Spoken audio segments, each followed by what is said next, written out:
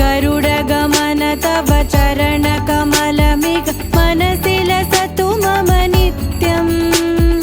गरुडगमन तव चरणकमलमिह मनसि लसतु मम नित्यम् मनसि लसतु मम नित्यम् मम तापमपाकुरु देवा मम पापमपाकुरु देवा मम तापमपाकुरु देवा मम पापमपाकुरु देवा जलजनयन विधिनमुचिहरणमुख विबुध विनुत पद पद्मा जलजनयन विधिनमुचिहरणमुख विबुध विनुत पद पद्मा